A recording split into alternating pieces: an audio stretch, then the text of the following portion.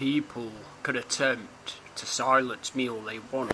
The hell with it, you could even try to sabotage my prayer life and prevent me from preaching the gospel truth.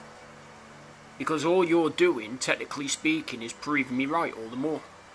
And anybody else that is called of God's kingdom to do the same. And those of you that demonically attack us are going to reap what you back, however many folds over, according to the weight that you dish it. That is a given fact. God never misses, like I've said numerous of times.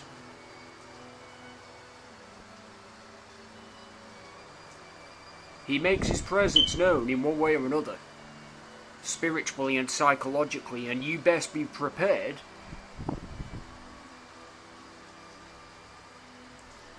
to get right before it's too late. Because on Judgment Day there is no getting right. You will be dragged away within the chains, the spiritual chains you imply, or should one say enforce upon yourself, via your own delusions, lies, deceptions. And you will be dragged and cast away within the fiery depths of hell, amongst the many millions, if not hundreds of millions, of lost and damned souls, crying, begging and pleading, along with screaming for God's mercy and good grace, where all you could hear, technically speaking, is the gnashing of teeth, along with pain and suffering. Now, which path do you choose, people? Because time is running out for each and every one of you. That is not a threat, it is a promise. Time is running out for each and every one of you. Which path do you choose? Do you continue to choose to mock the biblical passages along with those that preach it?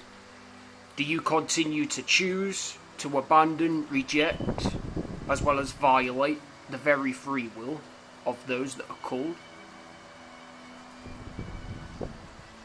Or do you choose to accept reality for what it really is, as uncomfortable it may be, and as much as it may hurt your feelings and emotions?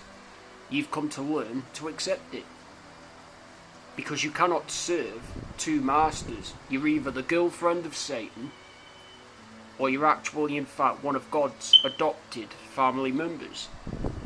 Truth be told, time is ticking, and the longer each and every one of you leave it, the more you are going to come off worse by continuing, even should one say by continuing, to keep this nonsense going.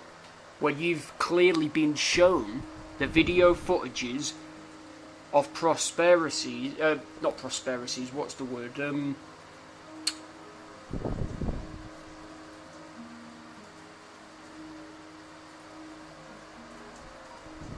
Passages of the gospel, i.e. the floods, the fire, forests, the forest fires, whatever you want to call them, right? And only God knows what else that's currently aligned with the gospel. The same goes for the escapades, is it? The river escapades, I don't know if it's pronounced as that, where it's drying out, and drying out fast, once again, biblically aligned. And yet you have the audacity, along with brass neck, to continue to fool your own consciences, along with common sense, into believing the lies of this world. If that's the path you choose, hey, I can't deny you that free will. But you are going to be left regretting all of your choices and all of your decisions by choosing to take the voice of man and the voice of woman rather than the gospel word itself. And the more, like I said, you try to silence us, the more you try to violate our free will, the more you try to prevent us from doing God's will, we are going to come down on each and every one of you so hard that you are guaranteed to scarper every time our presence is known. That's for the right people, on the other hand. They'll be drawn to us. Oh, you best believe they will. they'll be drawn to us. It is what it is. There is a divide that's going on. Goats from the sheep. Which one are you people? Are you a sheep or are you a goat? You can't have it both ways. It's either one or the other. Adios.